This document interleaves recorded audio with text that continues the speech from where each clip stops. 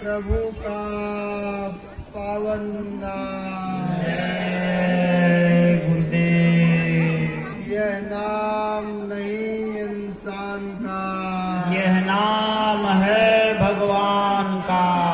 यह काम नहीं इंसान का, यह काम है भगवान का। बाबा जय गुरुदेव जी का कहना है, शाकाहारी रहना है। राम रहीम और कृष्ण मुरारी सबके सब थे शाकाहारी। राम रहीम और कृष्ण मुरारी सबके सब थे शाकाहारी। गौ माता की जान बचाओ, धरती पर सतयुग ले आओ। बाबा जय गुरुदेव जी तो बचा रहे हैं, शाकाहारी बना रहे हैं। शाकाहारी हो जाओगे, बीमारी से बच जाओगे। बीमारियों से अगर बचना है, शाकाहारी रहना है। तो दही फल खाओ अनाज, कुदरत नहीं होगी नाराज। दूध दही फल खाओ अनाज, कुदरत नहीं होगी नाराज। अब कुछ होने वाला है, वक्त बदलने वाला है। कलयुग में कलयुग जाएगा, कलयुग में सतयुग आएगा। बाबा जय गुरुदेव जी की वाणी है, सतयुग की अगवानी है। विश्व बने धर्मात्मा, पापों का हो खात्मा। विश्व बने धर्मात्मा, पापों का हो खात्मा। बाबा जय गुरुदेव जी का यह उद्देश्य, विश्व गुरु हो भारत देश। बच्चों चरित्रवान नशा मुक्त हो जाओ, गद्दी के लायक बन जाओगे। बाबा जय गुरुदेव जी की अर्जी है, आगे आपकी मर्जी है। जय गुरुदेव। जय गुरुदेव। मंच पर विराजमान दाता दयाल अनामी महापुरुष, कण कण में विराजमान युग प्रवर्तक परम संत बाबा जय गुरुदेव महाराज जी के चरण कमलों में कोटि कोटि नमन वंदन प्रणाम। उन्हीं के आध्यात्मिक उत्तराधिकारी, हम सभी जीवात्माओं के सच्चे संभाल करता, वक्त कामिल मुर्शिद, वक्त के पूरे संत सदगुरु, दुख हरता पूज्य संत बाबा उमाकांत महाराज जी के चरण कमलों में कोटि कोटि नमन वंदन प्रणाम। साथ ही साथ आज इस शाकाहारी सम्मेलन में पधारे हुए गांव के सभी बड़े बुजुर्ग, पिता पितामह, सेठ साहूकार, अधिकारी कर्मचारी, किसान काश्तकार, पधारे हुए आप सभी अतिथियों से एवं हमारे सभी गुरु भाई बहन बच्चे बच्चियों से सादर जय गुरुदेव। जय गुरुदेव।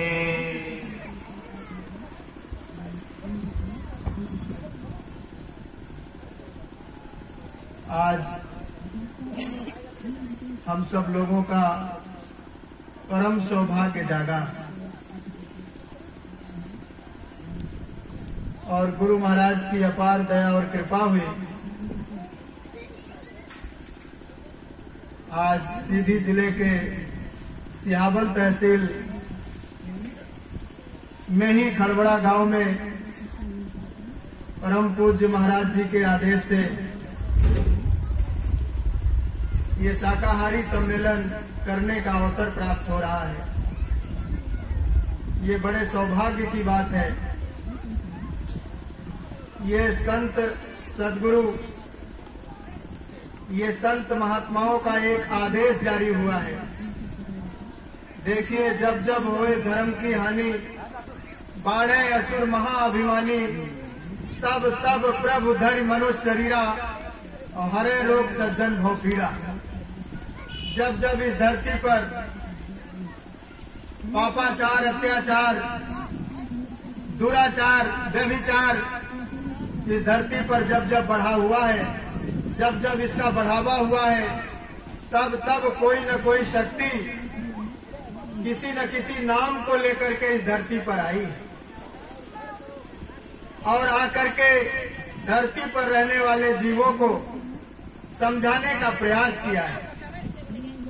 अय ग्रामवासियों, आज ये विश्व विख्यात परम संत बाबा जय गुरुदेव महाराज जी, जिनकी चर्चा विश्व के कोने कोने में चल रही है, सन 1952 से लगातार गुरु जी महाराज जी ने पूरे धरती पर विचरण किए। पूरे धरती पर उन्होंने शाकाहार की अलख जगाई, लोगों को शाकाहारी, सदाचारी, नशा मुक्त बनाया। और ये राम और कृष्ण की धरती पर ऋषि मुनियों, योगी योगेश्वरों, संत महात्माओं की इस धरती पर आज शाकाहारी सम्मेलन करना पड़ रहा है। इस पर हमको आपको विचार करने की आवश्यकता है कि आज आखिर शाकाहारी सम्मेलन करने की आवश्यकता क्यों पड़ी।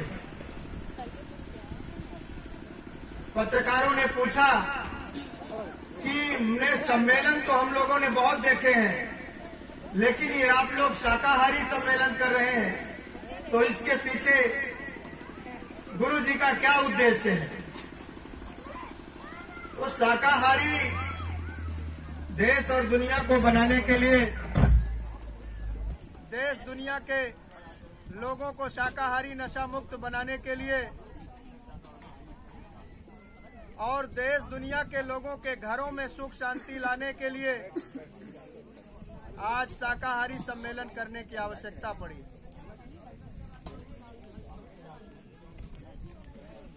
शाकाहारी कहते किसको हैं? आज हम सब लोग इस बात को जानेंगे कि आखिर शाकाहारी का मकसद क्या है और गुरुजी शाकाहारी लोगों को क्यों बनाना चाहते हैं। अय ग्रामवासियों, विचार करने की आवश्यकता है। आज हम सब लोग एक ऐसे स्थान पर बैठे हैं और शाकाहारी सम्मेलन की बात कर रहे हैं। देखिए, शाकाहार उत्तम आहार, आओ हम सब मिलकर लगाएं जोर, एक कदम शाकाहार की ओर। शाकाहारी लोगों के दिल दिमाग अच्छे होते हैं। शाकाहारी लोगों की बुद्धि विवेक, शाकाहारी लोगों के भाव अच्छे होते हैं और शाकाहारी व्यक्ति के हृदय में दया की भावना होती है। दया धर्म तन बसे शरीरा, और ताकर रक्षा करे रघुवीरा। जिसके अंदर दया रूपी धर्म होता है, उसकी रक्षा स्वयं भगवान करते हैं। तो इसी बातों को, इन्हीं बातों की जानकारी कराने के लिए आज हम सब लोग शाकाहारी सम्मेलन कर रहे हैं। शाकाहारी सम्मेलन के पीछे क्या मकसद है, इस बात पर गहन विचार करने की आवश्यकता है। अय ग्रामवासियों, पधारे हुए मंच पर मंचासीन हमारे अधिकारी, कर्मचारी, सेठ, साहूकार, किसान, काश्तकार, चूंकि आज ये शाकाहारी सम्मेलन गांव में हो रहा है, हम लोग गांव में शाकाहारी सम्मेलन कर रहे हैं, तो यहाँ पर किसान काश्तकारों की संख्या ज्यादा होगी। खेती किसानी करने वाले लोग, प्रचार प्रसार जब गुरु महाराज का हुआ कि बाबा जय गुरुदेव महाराज जी के अनुयायी आश्रम उज्जैन से बाबा उमाकांत महाराज जी के दया और आदेशानुसार शाकाहारी सम्मेलन करने आ रहे हैं, जिसकी चर्चाएं, जिसका आमंत्रण पत्र, जिसके लिए गाड़ियों में लाउड स्पीकर लगाकर गाड़ियों ने खूब प्रचार प्रसार किया। लेकिन जा पर कृपा गुरु की होई, ता पर कृपा करे सब कोई। जब गुरु की कृपा होती है, परमात्मा की कृपा होती है, तो उस पर सब कोई कृपा करते हैं। जल देवता, अग्नि देवता, वायु देवता, आकाश देवता, पृथ्वी देवता, धरती माता, सबकी कृपा होती है और ऐसे कार्यक्रमों में वो आ ही जाते हैं। तो शाकाहार एक विशेष आज के इस कार्यक्रम का शब्द है, शाकाहार। शाकाहार का मतलब है सभी प्रकार के अनाज, फल, मेवा, मिष्ठान, इसको हम शाकाहार के रूप में कह सकते हैं। ये शाकाहारी है। शाकाहारी भोजन में बहुत ताकत होती है। आप शाम को मूंग का दाना अगर आप पानी में भिगो करके रख दें और मूंगफली रात को पानी में भिगो करके रख दें, चना रात को पानी में भिगो करके रख दें और सुबह में आप उसके भिगोए हुए पानी को आप पिए और भीगे हुए चने को, मूंग की दाल को और मूंगफली को आप थोड़ा सा खाएं, तो आपके सभी चीजों से ज्यादा पौष्टिक इसमें है, इसमें ज्यादा ताकत है। लेकिन अब हमारे देश का दुर्भाग्य है कि राम जैसे भगवान की इस धरती पर, कृष्ण जैसे भगवान की इस धरती पर, जहाँ दूध दही की नदियां बहाया भगवान ने, आज लोग जीव जंतुओं की हत्या कर रहे हैं। और हत्या ही नहीं कर रहे हैं, लोग उनके मांस को बाजारों में बेच रहे हैं। आजकल निकलो बाजार से तो लोग मांस का लोथड़ा यानी काट करके और लटका करके रखते हैं। छोटे छोटे बच्चे, माताएं, बहनें जब उस रास्ते से निकलती हैं तो उनका हृदय कांप जाता है, क्योंकि उन्होंने कभी देखा नहीं कि हमारे इस सीता और अनसुईया की धरती पर लोग ये भी कर रहे हैं। अरे जीव हत्या, जीव हिंसा करना कितना बड़ा पाप है, कभी हमने सोचा? कभी भी हम लोगों ने इस बात पर विचार नहीं किया कि जीव हत्या जो हो रही है, जीव की जो हिंसा हो रही है, जो जीव को मारा जा रहा, काटा जा रहा, सताया जा रहा, आज उससे धरती पर कितना बड़ा नुकसान हो रहा है। पाप तो आदमी के ऊपर लग ही रहा है। हमारे गुरु महाराज बराबर ये सत्संग में बताते हैं कि मांस बेचने वाले को भी उतना ही पाप लगता है जितना काटने वाले को लगता है। जो व्यक्ति जीव हिंसा हत्या करता है, जो व्यक्ति जीव के ऊपर गड़ासा चलाता है, तलवार चढ़ाता है, उतना ही पाप काटने वाले को भी लगता है और उतना ही पाप बाजार में बेचने वाले को भी लगता है। उतना ही पाप उस मांस को खरीद कर ले जाने वाले को भी लगता है और उतना ही पाप कड़ाही में मिर्च मसाला मिला करके पकाने वाले को भी उतना ही पाप लगता है और उस मांस को परोसने वाले को, जो बैठे हुए लोगों को खिलाता है मांस, उसको भी उतना ही पाप लगता है और जो मांस खाता है उसको भी उतना ही पाप लगता है। तो आप विचार करो।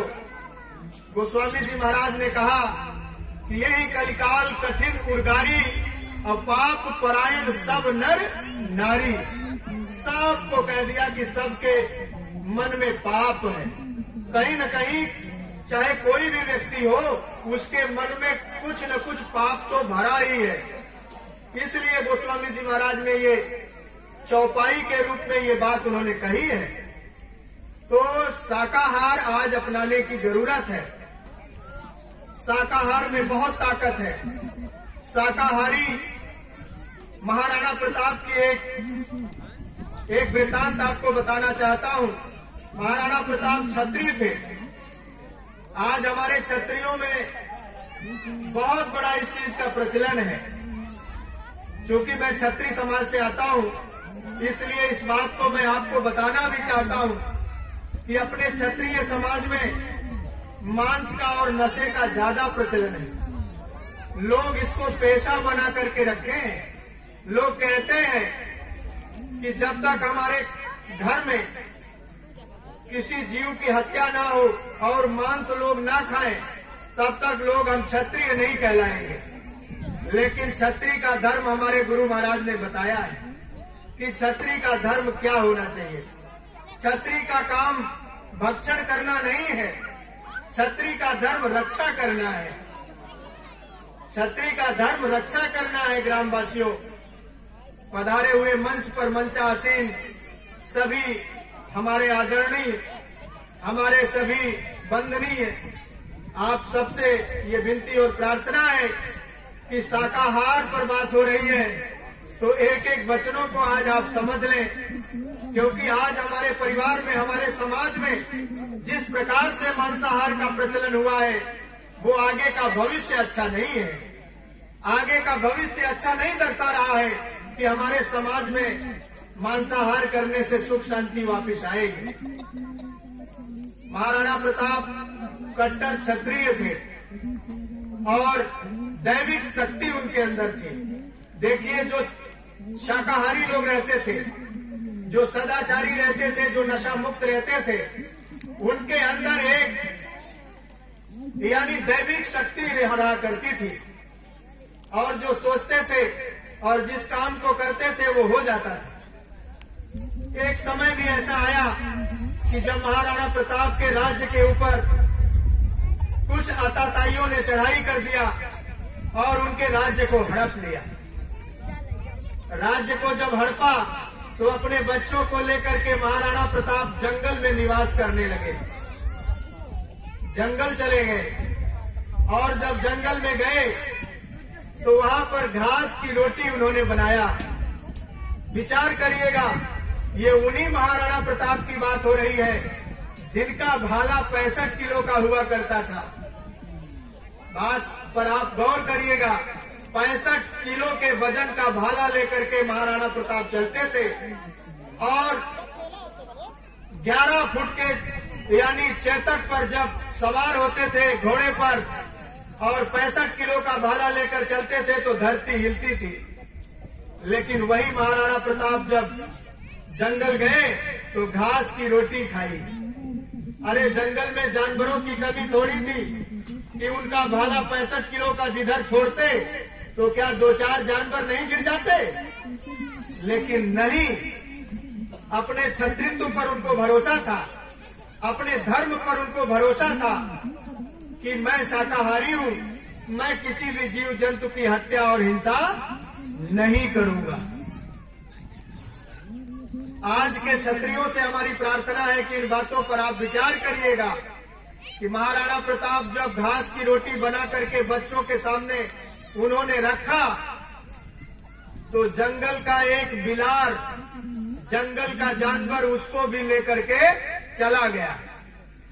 ऐसा झरपट्टा मारा कि उसको लेकर के चला गया।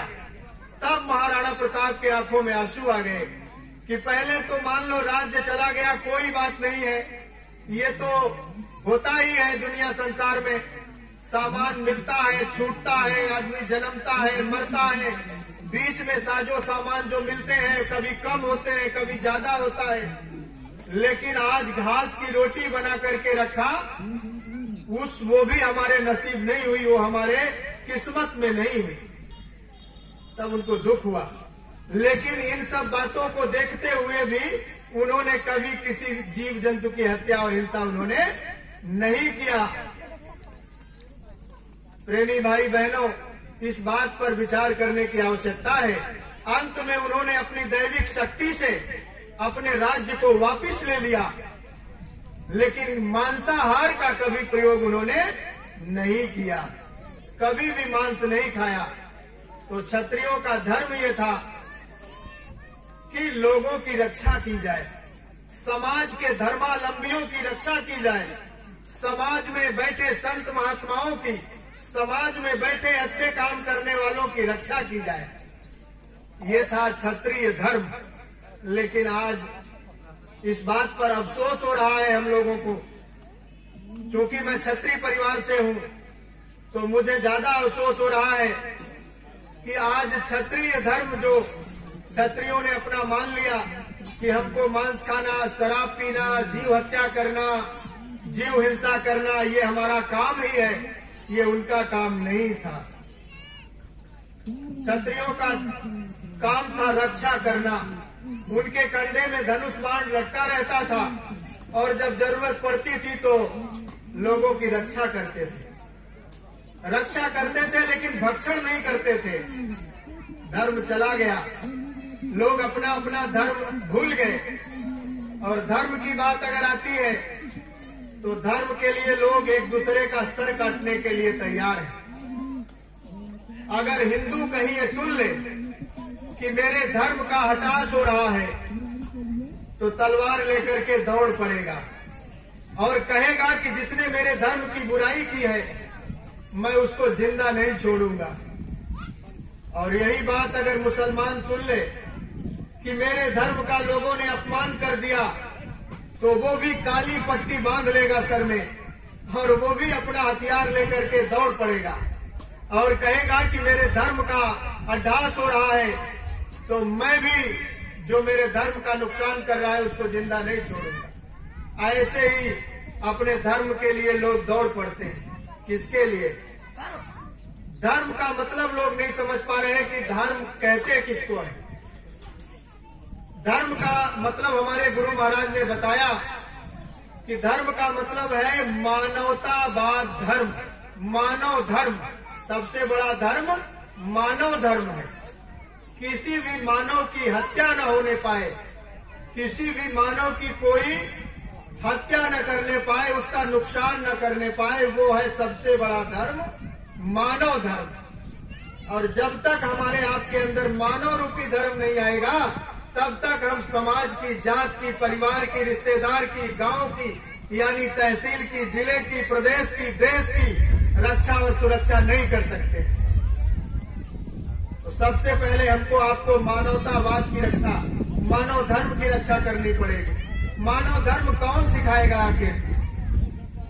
मानव धर्म जिनकी तस्वीर मंच पर लगी है, उधर दाहिने हाथ पे परम संत बाबा जय गुरुदेव महाराज जी की तस्वीर और उन्हीं के बाएं हाथ पर उज्जैन के पूज्य संत बाबा उमाकांत महाराज जी की तस्वीर लगी है मंच पर। ये हमको आपको बताएंगे कि आखिर मानव धर्म है क्या। और जब तक मानव धर्म हमारे आपके अंदर नहीं आएगा तब तक हम भक्ति की सीढ़ी को नहीं चढ़ सकते। हमारे अंदर जब तक दया नहीं आएगी, हमारा धर्म नहीं जगेगा, मानवतावाद का धर्म नहीं जगेगा। ऊंच नीच, छोटा बड़ा, क्षत्रिय, शूद्र, वैश्य, ब्राह्मण, ये सब चीजें तो एक व्यवस्था के लिए बनाई गई थी, लेकिन सबके अंदर वो मानवता रूपी धर्म है।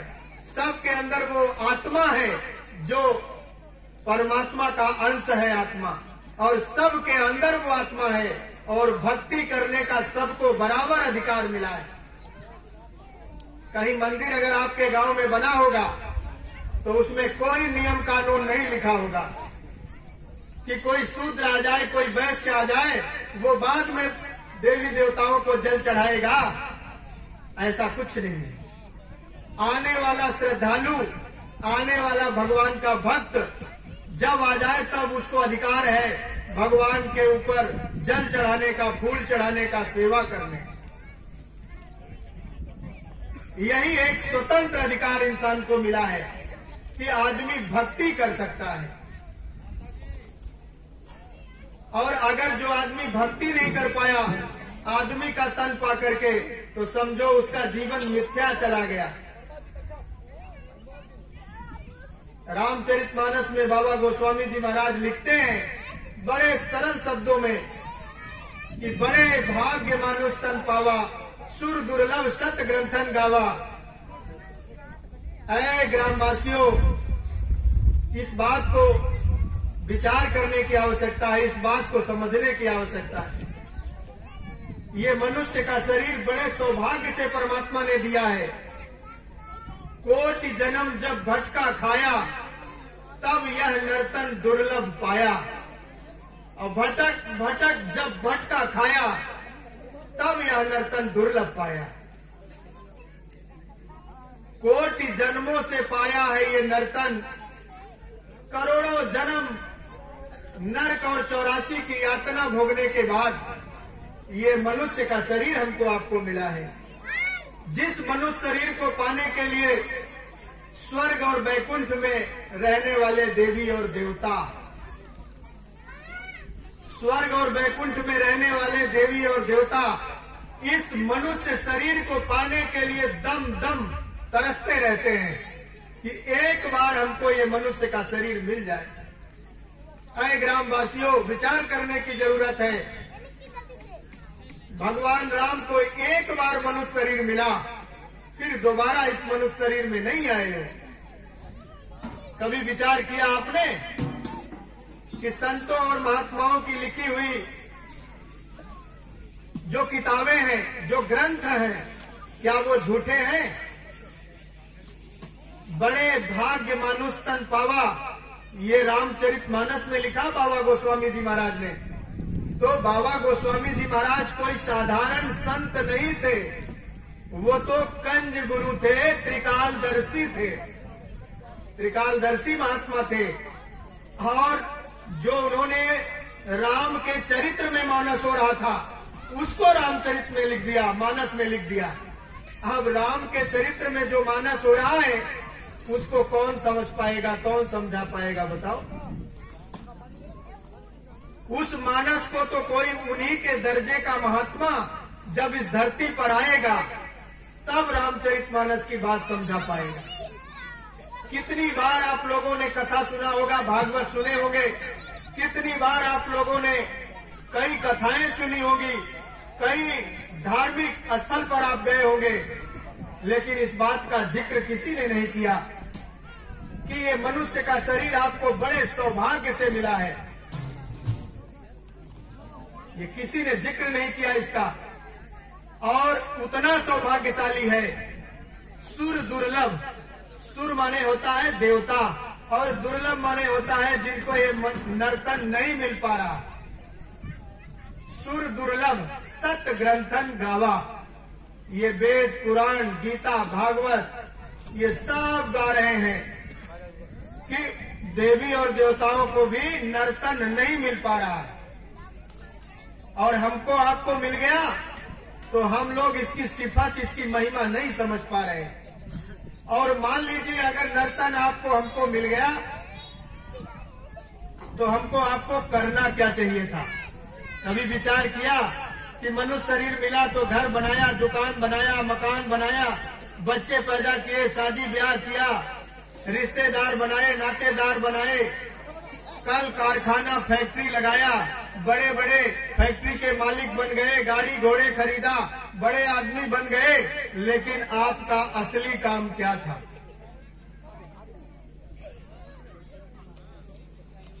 इसके लिए भी आपके ही रामचरितमानस में गोस्वामी जी ने जिक्र किया है। साधन धाम मोक्ष कर द्वारा इस मनुष्य शरीर की महिमा गा रहे हैं कि इसके अंदर कितनी ताकत है, कितनी महिमा है इसकी।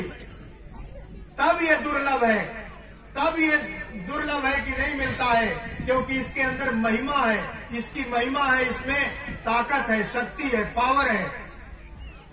लेकिन अब इसको, इसकी पहचान कराने वाले जब तक नहीं मिलेंगे तब तक आपको इसकी पहचान, इसके ताकत की पहचान नहीं हो पाएगी।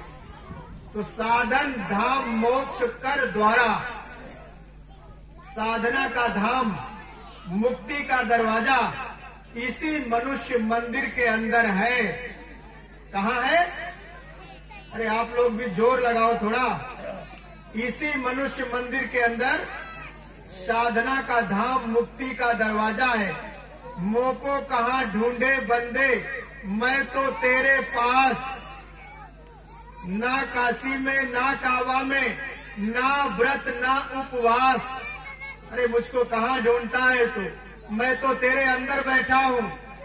कस्तूरी कुंडल बसे और मृग ढूंढे बनवाई, और ऐसे घट घट राम है, दुनिया देखत नाय। अरे ग्रामवासियों, आपके इस मनुष्य शरीर के अंदर आत्मा है।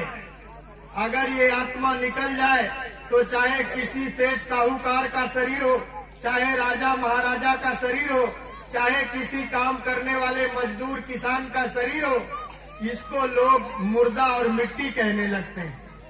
कहते हैं कि नहीं?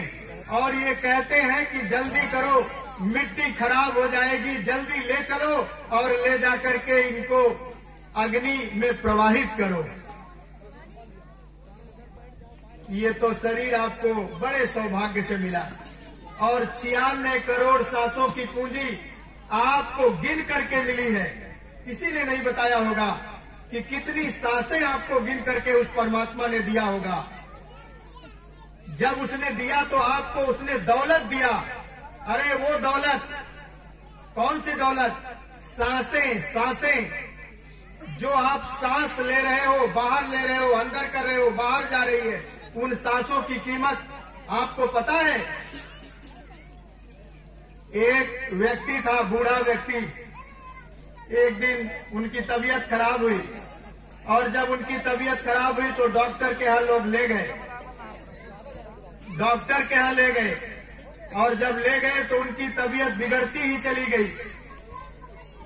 जब तबीयत बिगड़ती ही चली गई तो डॉक्टरों ने कहा कि अब इनको ऑक्सीजन लगाना पड़ेगा, इनको ऑक्सीजन लगाना पड़ेगा, अब अपने से सांस नहीं ले सकते। तो 3 दिन उनको ऑक्सीजन पर रखा, जिसको वेंटिलेटर कहते हैं। 3 दिन ऑक्सीजन पर जब उनको रखा, बहुत बड़े आदमी थे, और तीसरे दिन जब उनकी छुट्टी होने का समय आया तो उनके सामने 50,000 रुपए का बिल आ गया। 50,000 रुपए का बिल। तो जब बिल उन्होंने देखा तो उनको बड़ा आश्चर्य हुआ कि 3 दिन के ऑक्सीजन की कीमत 50,000 रुपए, और मेरी उम्र 80 साल। तो जो 80 साल परमात्मा ने मुझको ऑक्सीजन दिया है, उसकी कीमत कितनी होगी? कभी विचार किया? कभी हम लोगों ने इसका विचार नहीं किया कि वो परमात्मा जो फ्री में बिना पैसे के ऑक्सीजन हमको आपको दे रहा है, उसकी कीमत हम लोग कभी चुका सकते हैं? 3 दिन 50,000 और 80 साल जो उस परमात्मा ने हमको आपको ऑक्सीजन दिया है, जो सांसें दी है, उसकी कीमत हम लोग कभी चुका नहीं सकते। इसलिए एक एक सांस की कीमत करना पड़ेगा। एक एक सांस में प्रभु का स्मरण करना पड़ेगा। एक एक सांस में प्रभु का ध्यान करना पड़ेगा। एक एक सांस में प्रभु का भजन करना पड़ेगा। नहीं तो पाया नर्तन, किया ना हरि का भजन, बीत जाए उमरिया फिर पछताएगा। ये सांसों की पूंजी जिस दिन खत्म हो जाएगी, ये सुंदर चिकना चुपड़ा शरीर धड़ाम से गिर जाएगा, फिर इसकी कोई कीमत नहीं होगी। ऐ ग्रामवासियों, आज शाकाहारी सम्मेलन में हम लोग बैठे हैं। साधन धाम मोक्ष कर द्वारा, और पाई न दे परलोक सवारा। पहले के संतों महात्माओं ने ये सारी बातें लिख करके रखी। साधना का धाम, मुक्ति का दरवाजा इसी मनुष्य मंदिर के अंदर है। सच्चा मंदिर ये मनुष्य मंदिर है। सच्चा मंदिर ये जिस्मानी मस्जिद नहीं लागो, ये मनुष्य शरीर है। सच्चा मस्जिद ये मनुष्य शरीर है। और ये शरीर अगर छूट जाए, सांसों की पूंजी खत्म हो जाए, तो समझ लो इस मनुष्य शरीर की कोई महिमा नहीं है। फिर तो सबको शमशान घाट पर ही लोग लेकर जाते हैं। अरे कोई राजा महाराजा का शरीर हो कोई घर में रखता है? कोई नहीं रखता है। सब ले जाकर के शमशान घाट में जिसके जाति मजहब धर्म में जो बातें होती हैं वो अपने अपने तौर तरीके से उसका संस्कार करता है। अब ये मनुष्य शरीर मिला तो मिलने के बाद क्या करना चाहिए? आज हम सब लोगों को इस थोड़े से समय में मोटी मोटी बातें सुनने का अवसर मिलेगा। चूंकि समय कम है, दूर दूर से लोग आए हैं और ये सम्मेलन में भाग लेकर के लोगों को वापस भी लौटना रहेगा, तो समय कम लेते हुए आज हम आपको मोटी मोटी मनुष्य शरीर के विषय में हम बताना चाहेंगे, जो गुरु जी महाराज ने हम सबको बताया है कि इस मनुष्य शरीर को पाकर के केवल लोक ही नहीं बनाते रहना चाहिए। अरे लोक का बनाना किसको कहते हैं? जरा इस बात को भी तो समझ ले। लोक का बनना किसको कहते हैं? क्योंकि रामचरितमानस में बाबा गोस्वामी जी ने जिक्र किया कि साधन धाम मोक्ष कर द्वारा अब पाए नजे परलोक सवारा। उन्होंने तो परलोक की बात करी है कि जो ये मनुष्य शरीर पाकर के जिसने परलोक नहीं बनाया, समझो वो सबसे बड़ा निर्धन व्यक्ति है दुनिया में, जिसने परलोक नहीं बनाया। इस बेशकीमती नर नारायणी देव दुर्लभ मनुष्य शरीर पाने के बाद जिसने अपना परलोक नहीं बनाया, वो सबसे बड़ा गरीब व्यक्ति है इस दुनिया में। लेकिन लोक बनना किसको कहते हैं? जिसके लिए हम सब लोग दौड़ रहे हैं। गाड़ी हो जाए, घर हो जाए, दुकान हो जाए, मकान बन जाए, बच्चे हो जाए, शादी ब्याह हो जाए, रिश्तेदार बन जाए, कल कारखाने फैक्ट्रियां चलने लगे, दुनिया का सबसे बड़ा आदमी मैं ही बन जाऊं, इस रेस में हम लोग दौड़ रहे हैं। तो लोक का बनाना उसको कहते हैं जिसकी पत्नी पतिव्रता हो, जिसकी पत्नी अपने पति के सिवा किसी को ना देखती हो, उसका समझ लो लोक बना हुआ है। आपको ये बातें सत्संग में सुनने को मिलेंगी। कथा भागवत में तो पंडित जी लोग आपके मन की बात बताते हैं। शराब पीते जाओ, मांस खाते जाओ, इसको बंद मत करो, जीव हत्या मत बंद करो, जीव हिंसा मत बंद करो, और जब मैं जाने लगूं तो मुझको सब कुछ न्यौछावर कर दो। आज इस बात को बताने की जरूरत है हमारे सभी संत महात्माओं को, सभी योगी योगेश्वरों को, सभी साधुओं को, सभी कथावाचकों को। इस मंच के माध्यम से हम सबसे प्रार्थना करते हैं कि आपको वो समय आ गया कि आप ये बात जरूर बताएं।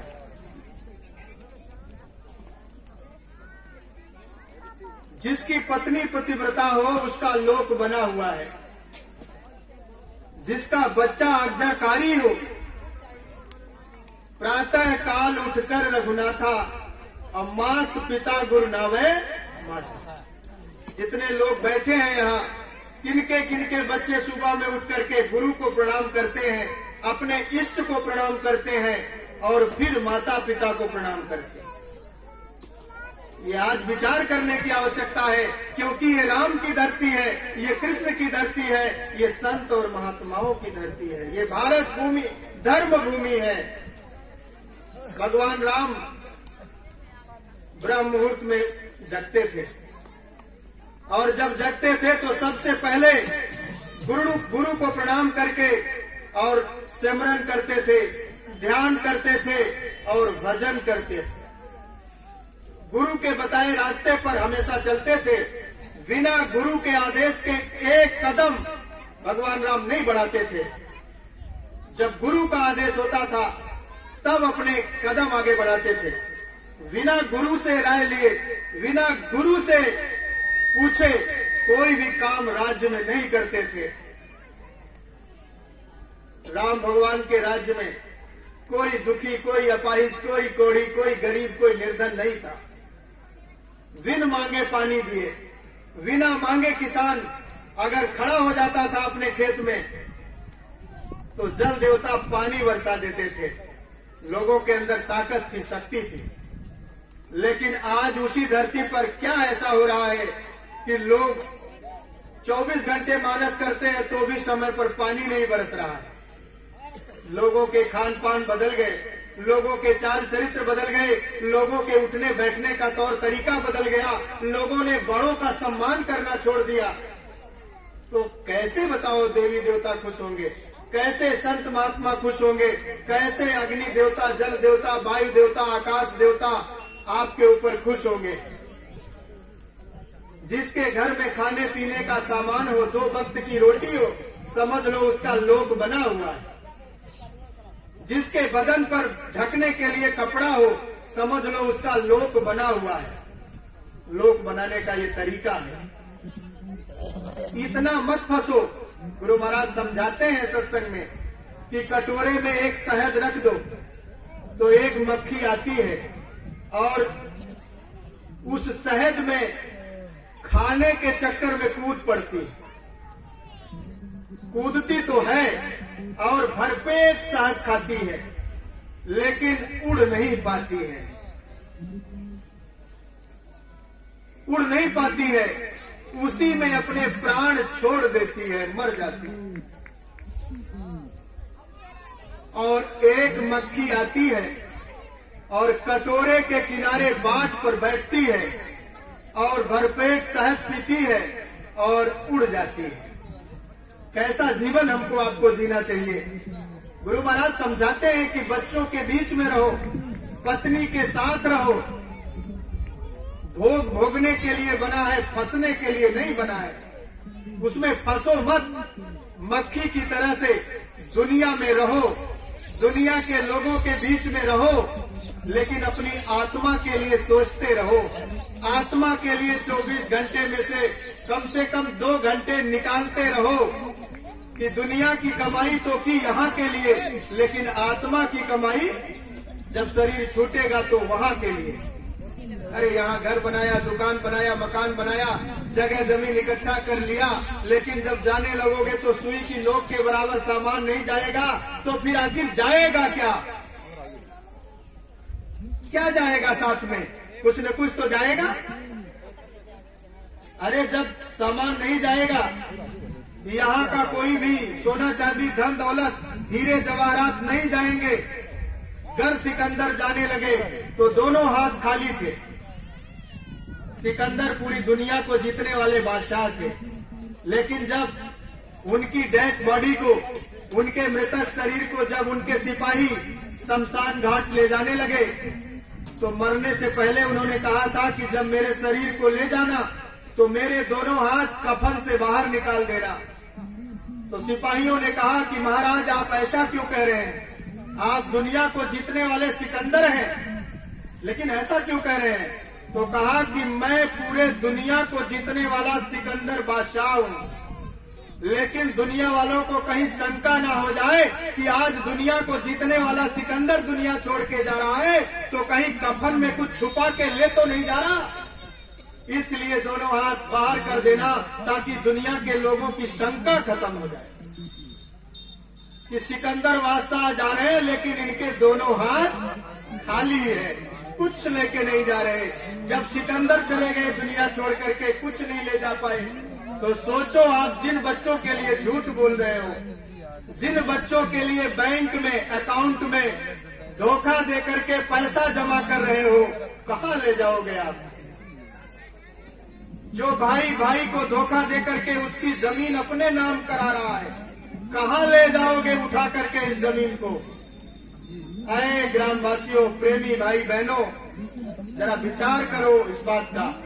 ये मनुष्य शरीर आपको थोड़े समय के लिए मिला था, भजन के लिए मिला था, क्या जाएगा आपके साथ में? तो गुरु महाराज हमारे बताते हैं, जिनकी तस्वीर मंच पर लगी है, इनके सामने जब कोई बैठेगा, जब कोई इनके सामने खड़ा होकर के और अंतर में जब छोटा बनकर प्रार्थना करेगा, तो आज मैं यहाँ बता के जा रहा हूँ कि आपकी एक मनोकामना यही खड़वड़ा के इस गांव में, इसी शाकाहारी सम्मेलन में आपकी एक मनोकामना पूरी हो जाएगी।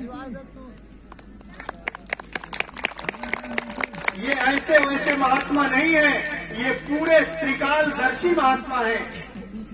त्रिकालदर्शी कैसे हैं ये बात आगे आपको बताऊंगा कि त्रिकालदर्शी किसको कहते हैं। जो घटना 2 साल बाद घटने वाली हो वो आज बता दे, जो घटना कल घटने वाली हो वो आज बता दे, उसको कहते हैं त्रिकालदर्शी। अंतर्यामी, कोई अंतर्यामी होगा, त्रिकालदर्शी होगा, तब तो वो आगे की बात बताएगा। यही भजन तेरे संग चलेगा, पावेगा आराम, मन तू भजो गुरु का नाम। केवल गुरु के दिए हुए नाम का भजन करो, गुरु के दिए हुए नाम का सुमिरन करो, गुरु के दिए हुए नाम का ध्यान करो, जिसके लिए रामचरितमानस में बाबा गोस्वामी जी महाराज ने जिक्र किया है कि कलयुग केवल नाम आधारा और सुमिर सुमिर नर उतरई पारा। अब नाम की बात आती है तो लोग कहते हैं कि मैं तो इनको मानता हूँ, मैं तो इन देवी को मानता हूँ, मैं उन देवता को मानता हूँ, मैं तो वहाँ के देवता को मानता हूँ, मैं तो पीपल वाले बड़े देवता को मानता हूँ, मैं तो हनुमान जी को मानता हूँ, मैं तो इनको मानता हूँ, मैं उनको मानता हूँ। तमाम प्रकार की बातें लोग करने लगते हैं। लेकिन रामायण आपकी क्या कह रही है? अगर आप रामचरितमानस की बात पर भरोसा करते हैं तो उस पर विचार करने की जरूरत है। आज कलयुग केवल नाम आधारा और सुमर सुमर नर उतरई पारा। अब कौन सा नाम सुमरेंगे आप, कौन सा नाम का जाप करेंगे? उस नाम की बात आज आपसे करने जा रहा हूं जिसके लिए रामचरितमानस में लिखा है कि कह लग करूं मैं नाम बढ़ाई और राम न सकै नाम गुण गाई।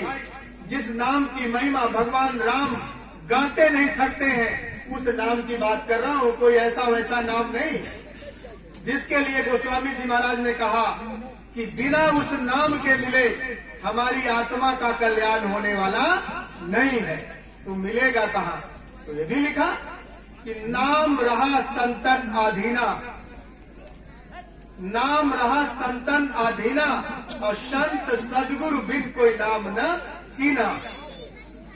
अब वो नाम का भेद तो कोई पूरा फकीर बताएगा, कोई पूरा सदगुरु बताएगा, कोई कंज गुरु बताएगा, जिसके लिए रामचरितमानस में लिखा कि बंदहु गुरुपद कंज कृपा सिंधु नर रूप हरि।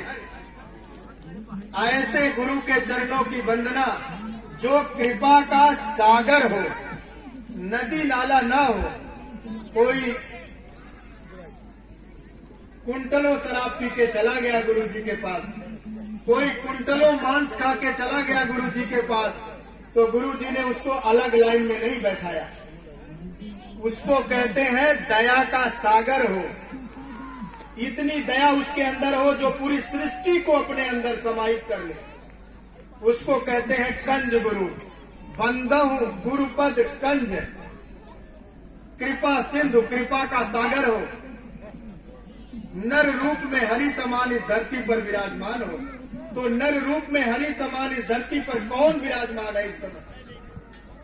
परम पूज्य संत बाबा उमाकांत महाराज जी, जिनका डेरा आश्रम उज्जैन में है। बाबा महाकाल की पावन धरती पर परम पूज्य संत बाबा उमाकांत महाराज जी डेरा डालकर बैठे हुए हैं। और उज्जैन में ही नहीं, इस समय भारत को छोड़ करके 32 देशों में जय गुरुदेव नाम को पहुंचा चुके हैं।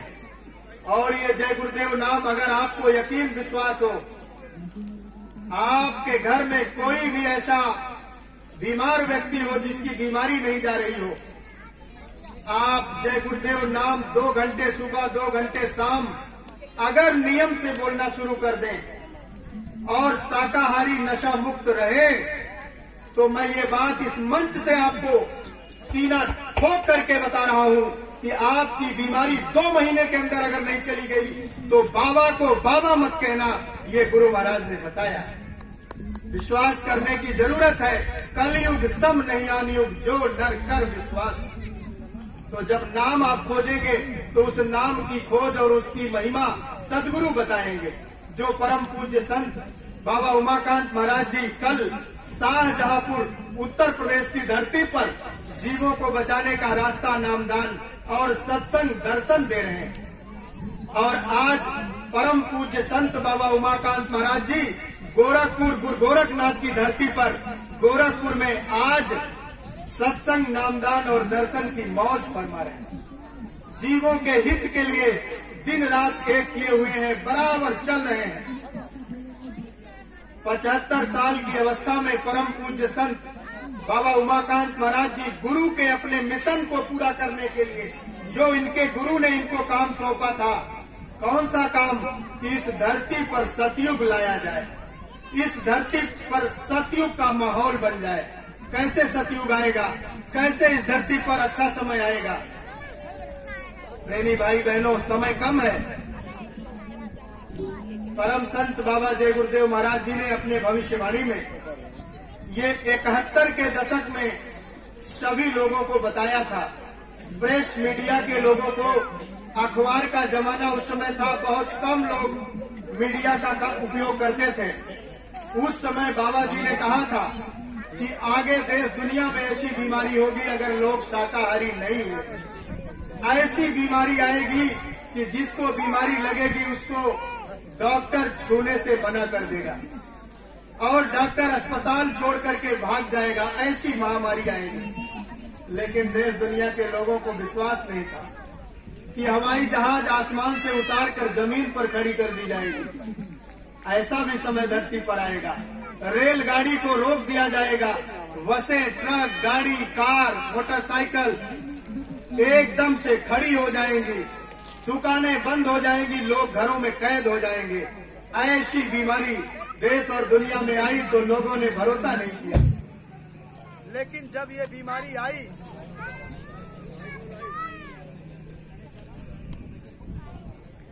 जनरेटर सही चलाओ भैया, क्यों बार बार बदलते हो? थोड़ी देर जनरेटर सही चलने को ये सब डिस्टर्ब हो जाता है।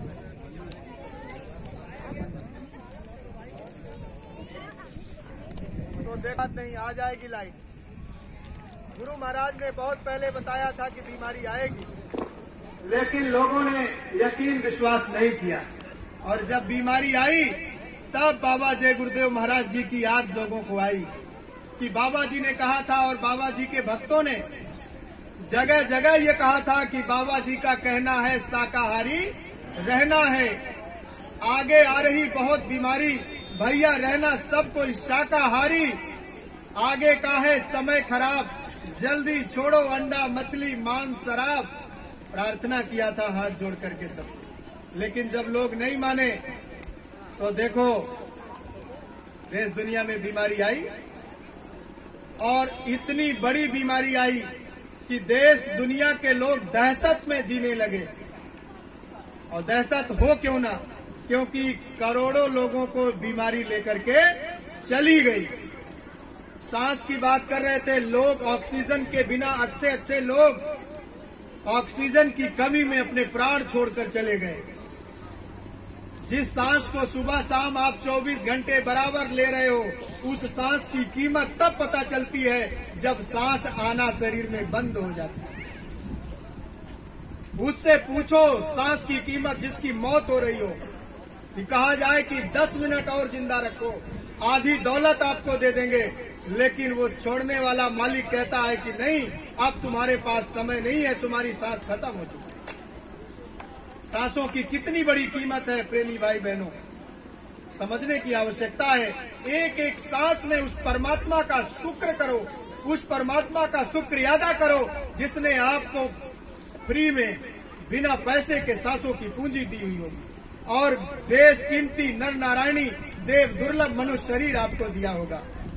कितनी महिमा, जिसकी महिमा वेद, पुराण, भागवत, गीता, बाइबल सब गा रहे हैं। इस मनुष्य शरीर की महिमा इसीलिए कि इसके अंदर बहुत बड़ी ताकत है। लेकिन तब तक कि ज्यों जाने त्यों देव जनाई, और जानत जानत तुम्हें होई जाई।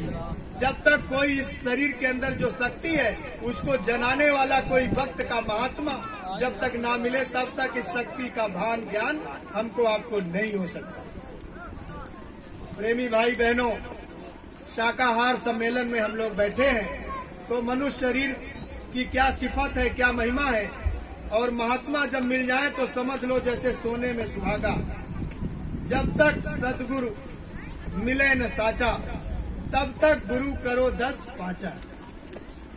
जब तक कोई सच्चा संत ना मिल जाए, कोई सच्चा सदगुरु ना मिल जाए, तब तक आप अगर गुरु बदलते भी हो तो आपको दोष नहीं लगता है, लेकिन कोई सच्चा सदगुरु मिलना चाहिए। देखो प्रेमी भाई बहनों, जिनकी तस्वीर मंच पर लगी है, ये परम पूज्य संत बाबा उमाकांत महाराज जी।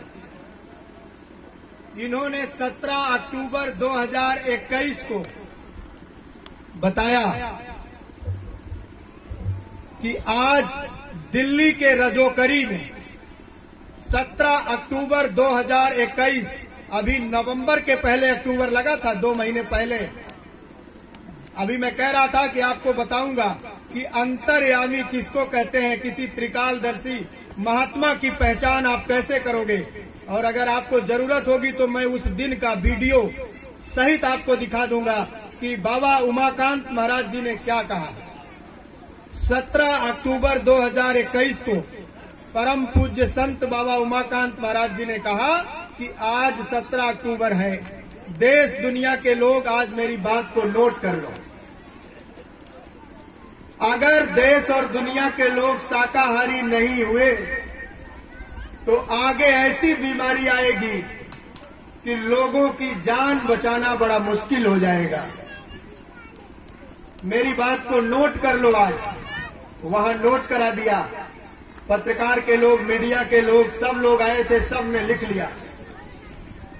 फिर परम पूज्य संत बाबा उमाकांत महाराज जी ने 16 नवंबर 2021 को, अभी पिछले महीने, बताया कि आज मैं हिमाचल प्रदेश की धरती से बोल के जा रहा हूं कि अगर देश दुनिया के लोगों ने मांसाहार नहीं छोड़ा तो आगे इतनी भयंकर बीमारी आएगी। नाम चाहे बीमारी का कुछ भी दे दे लोग, लेकिन दवा खोज नहीं पाएंगे। और ऐसी बीमारी आएगी कि बीमारी आते ही लोगों की आंख बंद हो जाएगी। बीमारी आते ही लोगों की आंख बंद हो जाएगी और लोगों का शरीर छूट जाएगा। इस बात का प्रमाण आपको दे रहा हूं। अभी अखबार और टीवी में ओमिक्रॉन नाम की बीमारी देश दुनिया को दहशत में डाल करके रखी है। अरे अंतर्यामी उसको कहते हैं कि बीमारी आने के पहले आपको बता दें कि अगर देश दुनिया के लोग शाकाहारी नहीं हुए तो ऐसी ऐसी नई नई बीमारियां आएंगी। कोरोना तो आया ही, ये ट्रेलर है, अभी पिक्चर आना बाकी है। आगे जो संत महात्मा बता रहे हैं कि जो बीमारी आ रही है उससे बचने का केवल एक उपाय है कि देश दुनिया के लोग शाकाहारी नशा मुक्त हो जाए। और जितना जल्दी लोग शाकाहारी नशा मुक्त हो जाएंगे उतना जल्दी ही लोगों को बीमारी नहीं लगेगी। और अगर नहीं हुए तो लोगों की जान बचाना बड़ा मुश्किल हो जाएगा। देख लो, ओमिक्रॉन नाम की बीमारी, कोरोना का नाम बदल दिया। तो गुरु महाराज ने कहा था कि नाम चाहे बीमारी का कुछ भी दे दें, लेकिन दवा नहीं खोज पाएंगे। ओमिक्रॉन नाम की बीमारी देश दुनिया में दहशत मचा रही है। और आगे आपको क्या देखने को मिलेगा अगर देश दुनिया के लोगों ने परम पूज्य संत बाबा उमाकांत महाराज जी की बातों पर ध्यान नहीं दिया। देश के गद्दी पर बैठे हुए सरकार के लोगों ने परम पूज्य महाराज जी की प्रार्थना को नहीं स्वीकार किया तो आगे देश दुनिया में कितनी भयावह स्थिति होगी, इसको हम अपने मुख से बता पाना असंभव समझ रहे हैं, कठिन समझ रहे हैं। और बचने का उपाय केवल एक है, लोग शाकाहारी हो जाएं। शाकाहारी क्यों हो जाएं? क्योंकि आज शाकाहारी सम्मेलन में हम सब बैठे हुए हैं। भाई का खून भाई को चढ़ाने से पहले डॉक्टर ब्लड ग्रुप की जांच करता है कि नहीं करता है? सगे भाई का खून अगर भाई को चढ़ाना हो तो डॉक्टर बिना ब्लड ग्रुप चेक किए खून नहीं चढ़ा सकता। क्या चढ़ाएगा? लेकिन जो मांसाहार आज समाज में फैला हुआ है, उस मांसाहार को लोग आहार बनाकर जो कर रहे हैं और उससे जो बीमारियां हम सबको लग रही हैं, देश दुनिया को लग रही हैं, उस पर किसी की निगाह नहीं जा रही है। मान लो किसी जानवर का खून किया, कत्ल किया, काट दिया और उसका मांस ले आए और उस जानवर को बीमारी कोई लगी है और उस मांस को अपने शरीर के अंदर डाला, खाया, और जब शरीर में मांस गया और खून में जब उस मांस का तत्व मिला तो हमारे खून में असाध्य बीमारियां हो। जब जानवर की बीमारी आदमी को लगेगी तो बताओ आदमी की दवा काम करेगी? जानवर की दवा डॉक्टर आदमी को नहीं लगा सकता, क्योंकि वो आदमी की दवा ही आदमी को करेगा। और जब जानवर की बीमारी आदमी को लगेगी तो वो उसकी बीमारी ठीक नहीं होगी। इसलिए गुरु महाराज बता रहे हैं हमारे कि जानवर का बेमेल खून, जानवर का, पशु पक्षी का बेमेल खून आज हमारे शरीर में मिल गया, इसलिए देश और दुनिया में असाध्य बीमारियां आ गई। इसलिए हमको आपको शाकाहारी रहने की जरूरत है कि जानवरों का, पशु पंछियों का बेमेल खून हमारे खून से ना मिल जाए और हमको असाध्य बीमारी ना लग जाए। इसके लिए लोगों को शाकाहारी, सदाचारी, नशा मुक्त रहने की जरूरत है। प्रेमी भाई बहन, शाकाहारी के लक्षण क्या है?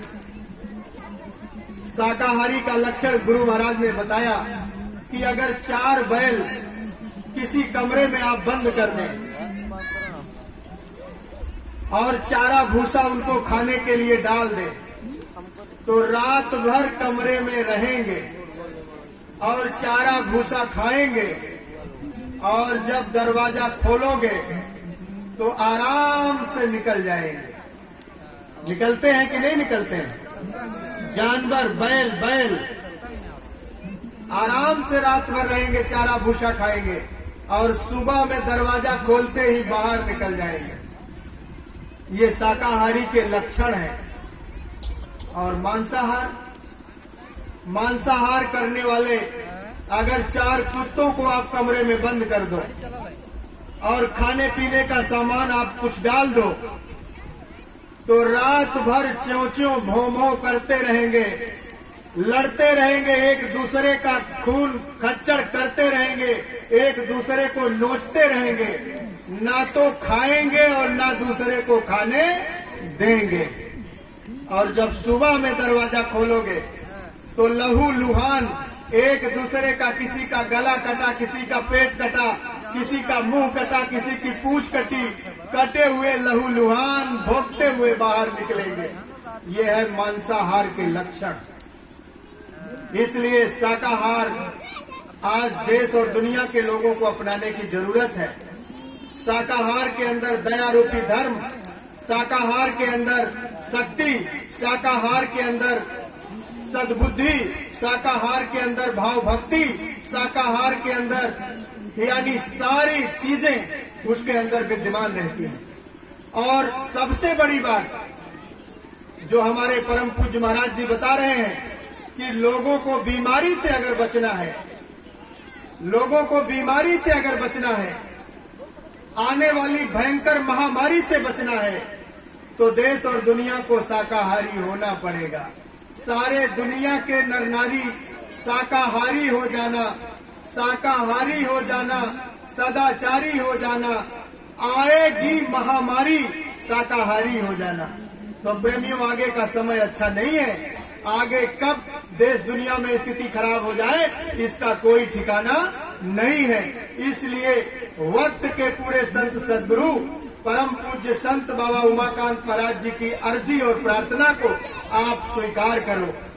अब मैं आपका ज्यादा समय नहीं लूंगा, थोड़ा सा समय आपका और लूंगा। बाबा जय गुरुदेव धर्म विकास संस्था आश्रम उज्जैन